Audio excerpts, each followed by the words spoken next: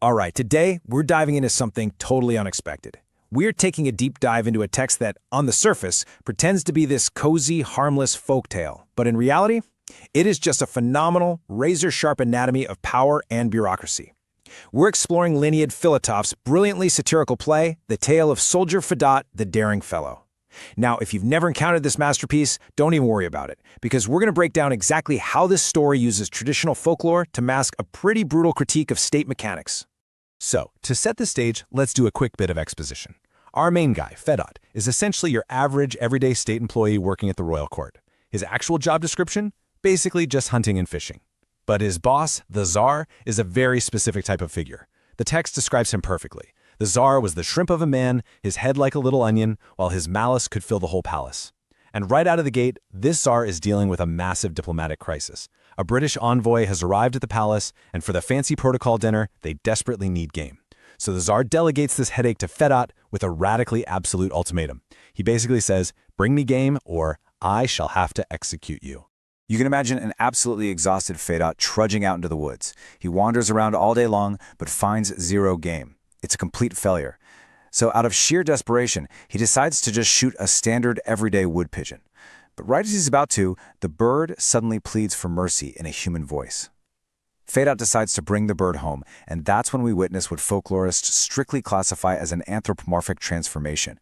I know, it sounds super clinical, like a medical diagnosis, but it really just means the pigeon hits the ground and magically turns into a beautiful young woman named Marussia. Here's where it gets really fascinating. What does Marussia actually represent in this system? Well, she has direct access to the limitless resources of a completely different, totally uncontrollable dimension. To solve Fedot's dinner problem, she literally just claps her hands, summons two burly magical guys, Frol and Tit, and out of thin air they instantly generate a luxurious feast. If we were to use a modern analogy, Marussia operates a lot like a highly powerful, basically illegal artificial intelligence. She just instantly circumvents the entire clunky state apparatus. And what's wild is that Fedot, the obedient little state employee, just accepts this incredibly unmonitored magic without a single question. Naturally, the Tsar notices that Fedot somehow miraculously solved this impossible task. But when the Tsar discovers exactly how he did it, when he discovers Marussia, his motivation completely flips. He decides right then and there that he wants to seize this incredible, unmonitored resource for himself. He wants Fedot's wife. It's essentially a hostile corporate takeover, but, to acquire the asset, he first needs to eliminate the husband. But here's the thing about the Tsar. He possesses absolute power, and absolute power absolutely hates getting its hands dirty. Instead, he uses a classic tactic we can call the outsourcing of evil. It's your textbook bureaucratic dilution of responsibility. The Tsar doesn't actually want to be a murderer, he just wants to be the sole beneficiary of the murder. So he pushes the assassination order down one level in the hierarchy, dropping the problem squarely into the lap of his severely intellectually starved general. The general gets this mandate to eliminate Fedot, and he instantly realizes he's dealing with a major shortage of intellectual resources on his end.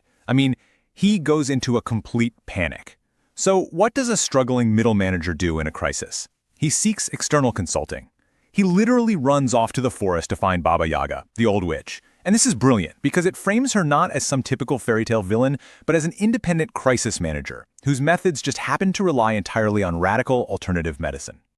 So, this highly stressed general arrives in the woods, and Baba Yaga immediately offers him a therapeutic remedy.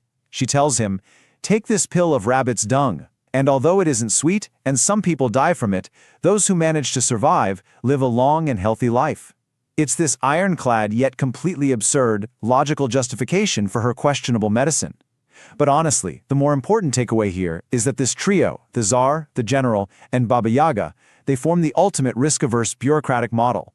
Literally, none of them want to take direct personal responsibility for killing Fedot. So what kind of output does this bureaucratic brain trust actually generate? Well, they start manufacturing these completely absurd material demands for Fedot.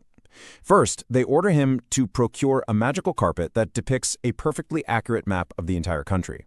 When that fails to get him killed, they demand a deer with golden horns. But every single time they try this, the system's demands just crash against the invisible shield of Marussia's magic.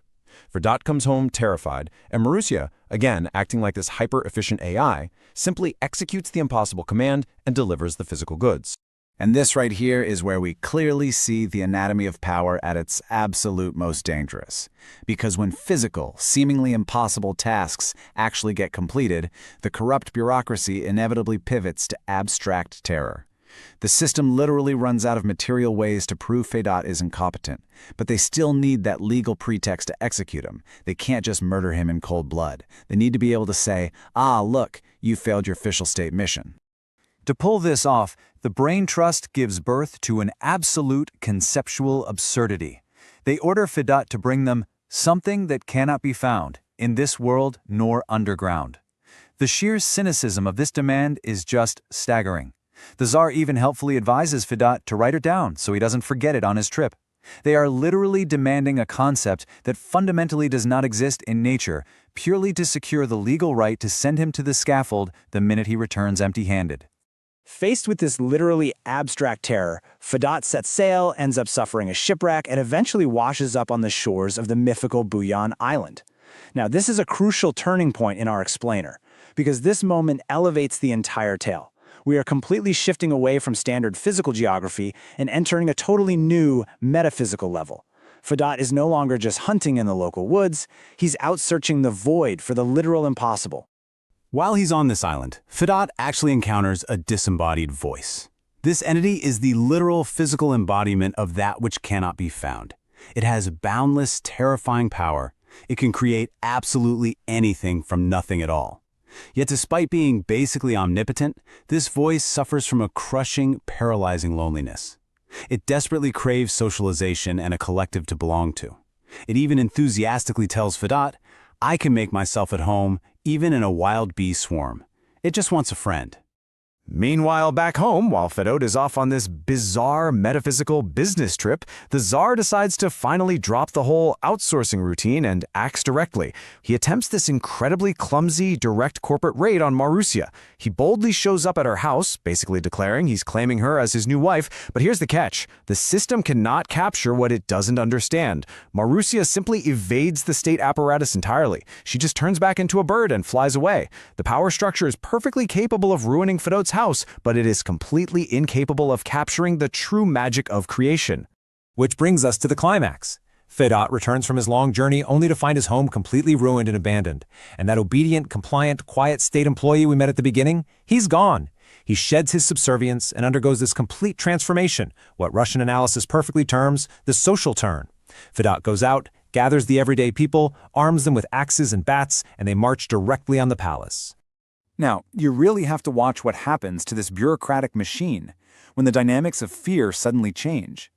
Once the armed people standing outside are more terrifying than the Tsar sitting inside, the system instantly panics and begins devouring itself.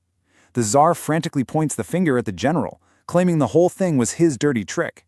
The general immediately backpedals and blames Baba Yaga. The entire chain of command just collapses like a house of cards as everyone desperately searches for a scapegoat to save their own skin.